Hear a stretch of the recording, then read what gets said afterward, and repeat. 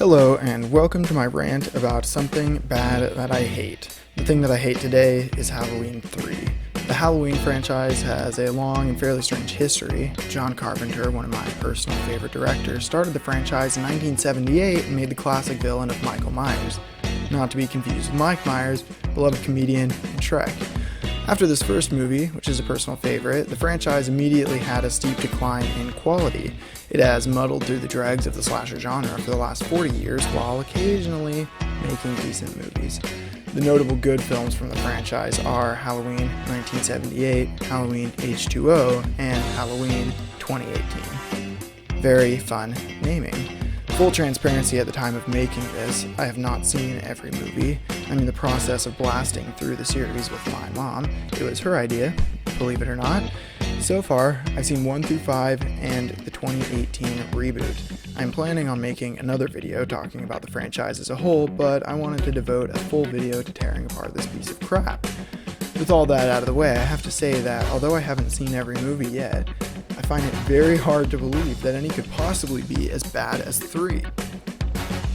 For those who don't know, Halloween 3 is the only film in the franchise that does not feature Michael Myers. Boo, I know. In fact, the movie is completely divorced from every other movie in the series. It is a standalone story. I want to make it very clear that this has no bearing on why I hate it. I like Halloween, but I'm not in love with Michael or anything. I hate this movie because it sucks, not because it's different from the others. The reason it's so different is because when making the original film, John Carpenter, the director and creative lead, originally envisioned the franchise as an anthology, with each movie telling a different scary story based around October 31st. Basically, he wanted to make the original American Horror Story, but with movies instead of seasons of a TV series. The reason why this didn't work is somewhat complicated, and I'll talk about it more when I talk about the franchise as a whole in a later video. The short version is that Michael is just too cool. With that explained and out of the way, I would like to again reaffirm that I have no problems with it not featuring Michael Myers. If anything, it made me more interested in the movie. I thought it could be a fun new story from the same creative team, or at least so bad that it's funny. But I was wrong.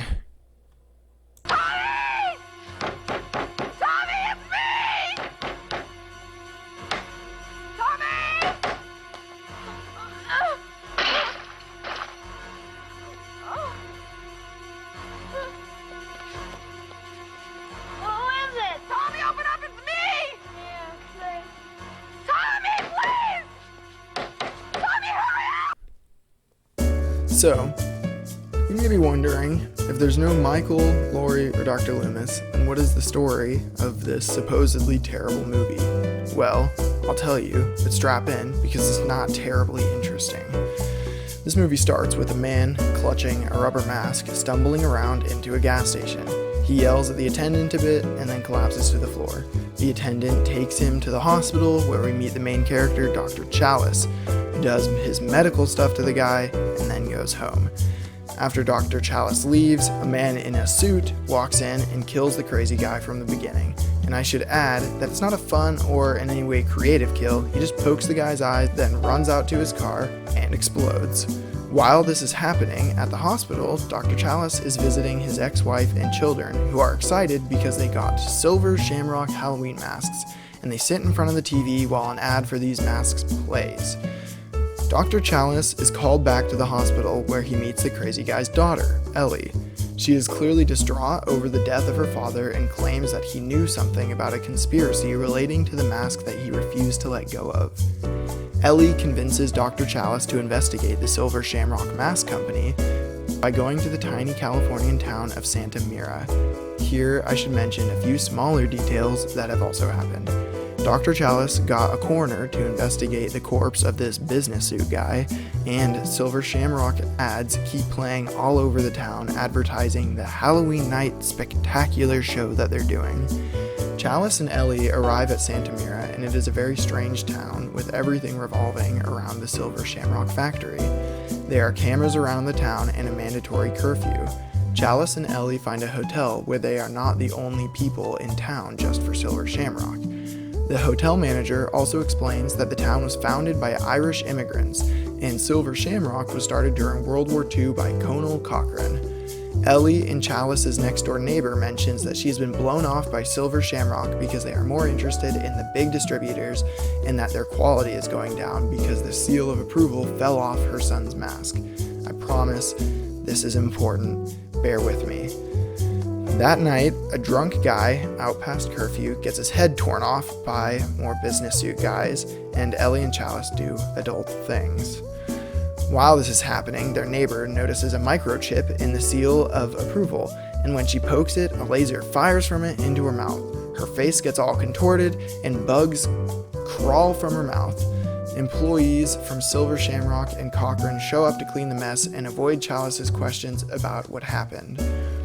I should make it very clear at this point that I'm hitting the highlights of this story, and so if you're thinking to yourself, wow, this doesn't sound terrible, I don't know why this guy is having such a bad time. I mean, this is at least bad enough to where it's funny, even if it's not quality, it's entertaining.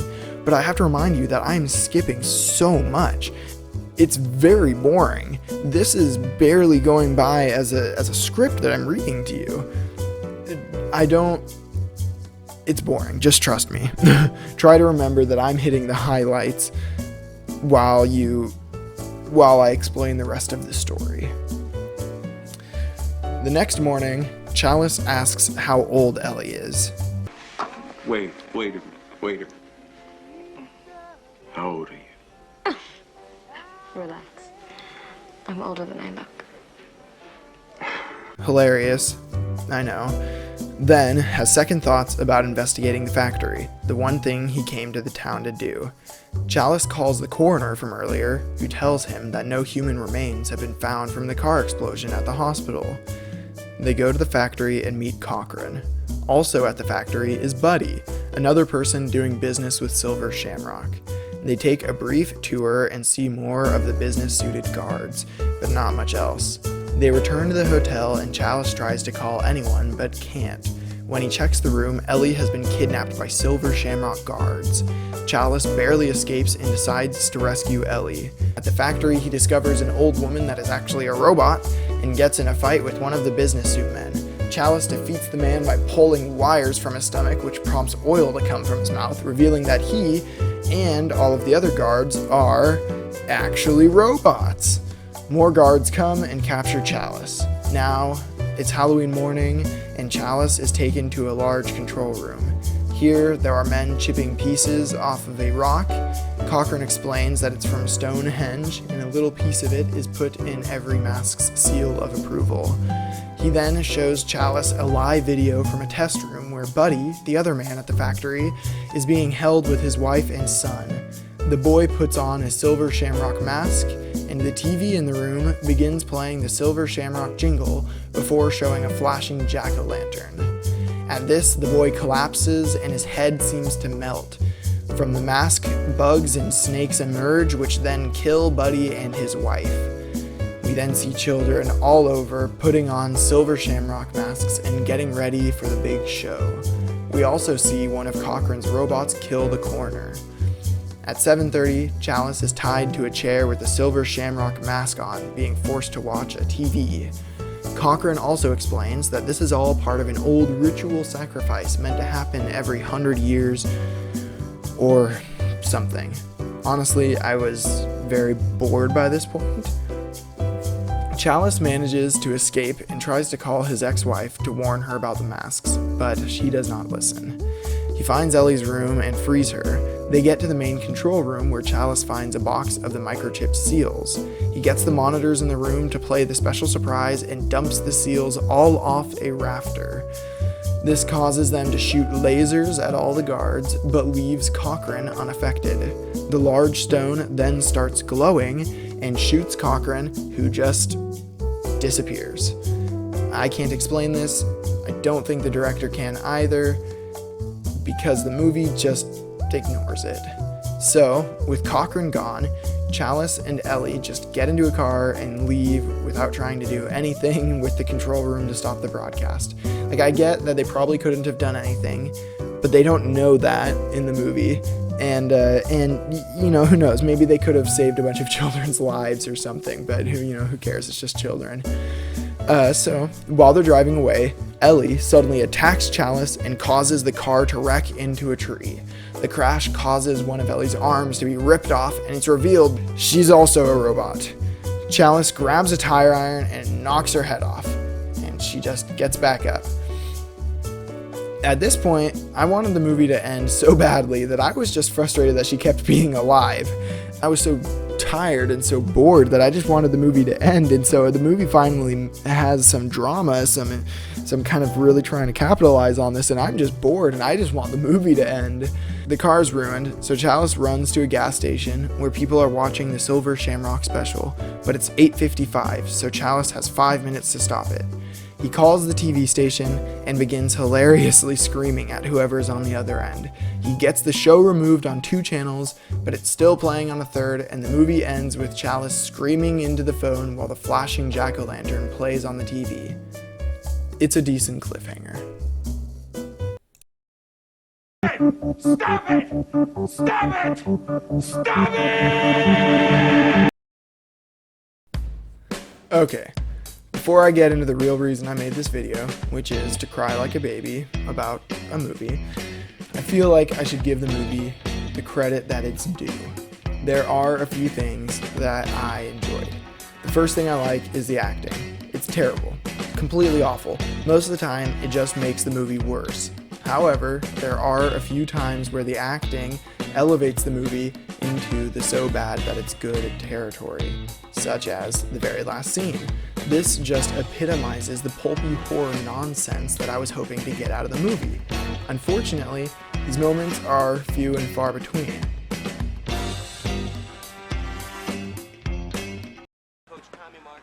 Hi. Hello. The second thing I like is the practical effects. I'm a total sucker for practical effects, and movies connected to John Carpenter usually deliver the goods. Unfortunately, most of the kill scenes are fairly held back, but there are a few that stand out. The hotel neighbor's face is just delightfully disgusting after her death, and the kid's head melting at the end is pretty great, even if that scene as a whole is still boring. Some of the robot effects later on are pretty good also, but these are held back largely by how badly I wanted the movie to end. These are not the only examples of practical effects in the movie, but they're the only ones I liked, so I'll touch on the other ones later.